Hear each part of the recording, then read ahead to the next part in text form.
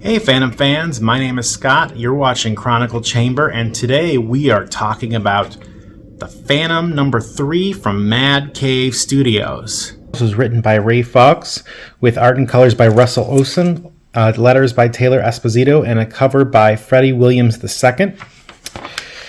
Jumping into this, if you remember the last two issues where we left off, Guran was having a tense conversation with Asif Singh, the leader of the Singh Brotherhood, in his home. They were going back and forth while the Phantom was trying to neutralize all of the Singh foot soldiers who were basically holding the town hostage, the Bandar Village. So in this issue, we leap right in the action. We start with this big action shot of the Phantom. We're at his point of view of his back as he's leaping forward onto this vehicle with the Singh foot soldiers. Now, they have stolen medicine, and so that's his mission right now, is to get this medicine back because it is crucial to the community, and the Singh Brotherhood want to take it for themselves. This is one of the valuables they're trying to repay themselves with because they had a loss with their drug smuggling operation. So it's just an excuse to enrich themselves and take over the village. But the Phantom is on a time clock here. This opening brings us back to, the super quick points of what was going on. One of the things I like here that's introduced in these first couple pages is the Phantom is thinking about Diana in this one. So there's no clue where on the timeline this takes place, if it is part of the core Phantom timeline or if it's its own timeline. I'm of the mind that this is its own timeline. But, we know quite early on that, Phantom and Diana are together. They're an item. They're very much in love. Whether they're married or not remains to be seen. We don't know anything about, the children. If there are any, it seems like likely not. But we have this nice action opener with a lot of great monologuing from the Phantom here. I really like, this. It kind of reminds me of like an Indiana Jones film or something. The paneling and the art here is really cool with the Phantom leaping at this vehicle and trying to hold on, and he's using his wits. The tree takes out the guard in the vehicle. But the one thing this issue does really well, especially in the art department, is this idea of action and consequence here. So, this vehicle speeding through the jungle, it's bumping around. The man hits a branch, that medicine fridge goes flying from the vehicle. So the Phantom, who's been hanging on for dear life, has to leap into action and grab it here.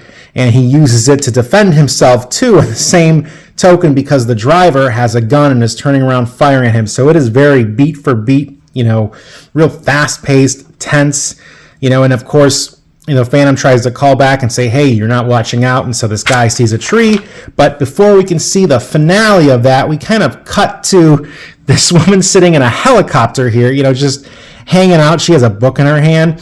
So there's a sense of humor throughout all of this tension. It really does feel like an old adventure story or a serial here. She's reading, and then we see the car, the consequence from that last, panel on the previous page go flying by as the Phantom and the Singh foot soldier are, kind of battling it out in the vehicle.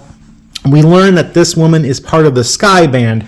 So another thing that this series does that's kind of great, to kick us off, is our first villains are the Singh Brotherhood, straight out of the original Phantom newspaper strip story. And now we get the Sky Band thrown into the mix. Are they working with the Singh Brotherhood? That's not necessarily clear. We know, that she is a part of a transport here. They're on a transport mission, at least this Sky Band member right here. But we don't know if that means they're working for the Singh Brotherhood. It very well could be, or it could be a totally unrelated jungle operation. Not really explicitly stated, but it's cool that the villains from the second Phantom newspaper strip story are full front and center here. And so we cut back to inside the vehicle. Phantom and this guy are battling it out. He dispatches the guy. The vehicle hits a stump and goes flying, and that medicine fridge, launches out of the vehicle. One of the things that I do say kind of, I'm a little stickler on or picky about this issue is you'll notice as we go through the panels, the Phantom's proportions in these earlier panels, he's like a brick, he's a tank. But they kind of change later where he's a little more slender. Obviously he's got a lot of musculature and he's a really like built, hero figure here. And some of the poses I'm a little, like this, him leaping out here with his arms up. I like the idea of this, half-page panel here, but I'm not too crazy about the position. It seems a little awkward to me. But, hey, we'll roll with it. Everything's been great so far. The fridge lands. The Phantom opens it up. Everything has been smashed to bits. If you can't see very clearly, it's right in here. There's a lot of shattered bottles in here. And the Phantom goes ahead and leaves his mark on this member of the Singh Brotherhood. This actually comes into play, and this plays into the whole idea of actions have consequences, because, this fridge was being rocked around, launched around, Phantom used it as a shield at one point, and now the precious medicine that needed to stay cold in there has been mostly destroyed. We go back to what Guran's doing. He's having a conversation with Asif Singh, and Asif, in the last issue, he was very much, he had the upper hand, and his dialogue really showed it. He has a big ego, very full of himself. Here, he's laughing about this idea of the Phantom because that's what Guran told him in literally the last couple of panels of the last issue. And so, Singh is laughing it off, basically saying the Phantom is some deluded enemy of his grandfathers and uncles from decades ago. So there is an awareness, but these two have not met proper yet, Asif Singh and the Phantom. One of the things I want to call out in this section here is this. We saw the skull mark in the last page. You have this skull here with the horns and the shadowing of the horns here, and it's this playing of light and darkness here. Guran, like he's, there's one beam of light coming at him and there's darkness all around him. The shadow play here is actually pretty interesting. It helps with the tension, I think, but it kind of casts this danger around Guran, helps build some of this tension during a talking sequence. And I'd like to call that out because I do think that is pretty cool. But, Asif gets up, he thinks they're done, he's going to go out into the village, and as he's leaving into the village, he gets word that, something's up. A lot of his dudes have been taken out. So this is where, again, actions have consequences. On the villain front, our villain very much is a, realistic figure who has his own goals and his own things he's doing. One of the things I love about this is that the villain adapts and reacts. And so there's a lot of comics you might read where the villain has a fully established base and an army, and it's just the hero kind of punching through the level. If it was like a video game or something, just like kind of beating through the level just to get to the final boss. That is really not the case here. Everyone is doing something. The one thing this creative team does very well that captures the spirit of the Phantom is every person, whether they're a henchman or they're a big villain or the Phantom or Guran or a Bandar villager, is a person who has some kind of effect on their surroundings. And so, each henchman that the Phantom has been fighting, it has been a battle for the most part. Some he's dispatched quickly, but he's had to think about each one and plot it out. In this case, Asif is reacting. He's going to up the ante here. He doesn't believe it's the Phantom. He thinks it's some lunatic, and so he's kind of losing it. But this is when he starts to up the ante on the Singh side. So meanwhile, all this going on, that guy who was in the vehicle that was injured by the Phantom, he finds his way over to the Sky Bands, and she basically kicks him out because she sees the mark on his face, that skull mark. She's like, no, we're not getting involved with the Phantom. She's just sticking to her mission. She does report all this back to whoever's in leadership of the Sky Band at this time.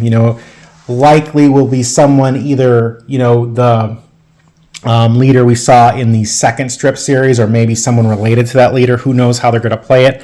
Could go anyway. But we go back to Guran, and this is where those horns come back into play. I do want to call that out right here. But Guran is, I wouldn't say taunting this guard, but definitely, laying it on thick of what's going to happen, and trying to at first convince him, I think, genuinely, but that doesn't work. And so Guran, leaps into action on this next page. And it's kind of cool that, he's a fighter with some great skill as well. We can see him just leaping in, and kneeing this guy and then, roping his arm around his neck, kind of cool. And again, horns up here as well. So it's kind of throughout this whole section here, these horns keep coming back. The Phantom pulls out a couple vials of medicine, so there's still, something left, and he's got to take it to a fridge, puts it in his pocket. He knows he has to go back to the village, which is straight into the heart of danger. And then that humor, like I mentioned before, does kind of come in here. We have this roof here where there's guard, and there's this bug. It's probably very hard to see it in the camera, landing on this guard's nose. He, gets the bug, but then there's the Phantom in the background. The Phantom drops off this serum and asks this villager to put it in the fridge. They're whispering because, at this point, Asif has ordered everyone to stay in their houses. If anyone leaves, they're going to get shot. Meanwhile, some of the guards have been found, and that have been dispatched and brought down. The Phantom is continuing to, circle the village, thinking about Diana again, and his dinner he can come home to when he gets there. And Asif is cutting the power.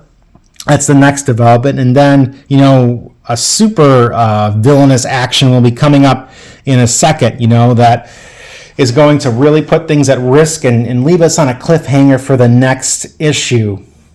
We see, before that Singh Brotherhood is now rounding up the children. The Phantom notes that they use children for, future henchmen. They're going to get conscripted into service possibly. And it's also, another hostage situation they can have against the Bandar Village and the villagers here.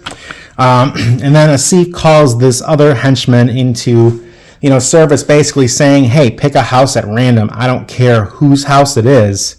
I need you to barricade it and set it on fire. And this is really where we're going to be left with is, Asif still doesn't believe it's the Phantom, but he's going to call the Phantom out. He's yelling out to the jungles. He knows the Phantom's in the trees. The Phantom right now is currently assessing the sniper situation around the village, understands that there's going to be snipers kind of positioned around to guard the children and, guard each other. And then we cut to some villagers in their house, and their house is being boarded up. And here's someone putting a Molotov cocktail together. And this is kind of an inciting incident. We see this guy ready to throw this Molotov cocktail, and there's the Phantom in the background reaching out. And the shadows are just cascading over everything except that plume of, fire coming from the end of the rag. So as we saw with the last issue, in the back, there is kind of a secrets of the creative team where we get to see the layout process and then the inkings and the colors, which is pretty neat. And of course, we get an ad for the Phantom game, which finally dropped on Xbox now, so it's now available on all systems. And then Phantom 2040, which is on Comics Kingdom, and we are also reviewing at Chronicle Chamber. Overall, I really liked this episode. I think the art is great. The paneling is fantastic. The action is very tense. I do have issues with some of the proportions of the Phantom throughout this. I feel like he's thinner in some panels and much wider in other panels. And part of it might just be the difficulty of the movement of this character. Like, it's very, he moves a lot. He's leaping, he's climbing, he's swinging. So, it seems like getting those proportions to kind of match the rest of the issue is a bit of a struggle, but the coloring is great. The lighting and shadowing is, fantastic. I do like the lettering, and I do like the fact that each person in here who takes an action, there is a direct consequence to that action. So it really feels like a well thought out, well plotted adventure story, which actually is very difficult to come by, especially if you read a lot of comic books and everything. The only other gripe I have, and this just harkens back to the first issue in this new series, is we got to see Asif Singh's internal monologue. Now, sure, he's talked a lot now, but I loved the duality of the Phantom's inner monologue and then Asif Singh's inner monologue, and kind of those things dueling back and forth with the purple and white and then the red and black. It was kind of a cool good versus evil, good guy versus bad guy, kind of a, battle of the minds here, or just laying out who everyone is. And it's been absent, so I miss that. I wish it would come back. I think it's a really cool feature. Thanks for watching. If you're looking for more Phantom reviews, news updates for this series and every other series with the Phantom in it, whether it's a team-based series or a core storyline, you can check out chroniclechamber.com or visit us on YouTube. If you want to hear more from me personally, you can find me at scottwaldenwrites.com or find me on Threads, Instagram, Blue Sky, using the Writer Scott handle. I'm pretty consistent with that. Until next time, happy Phantoming.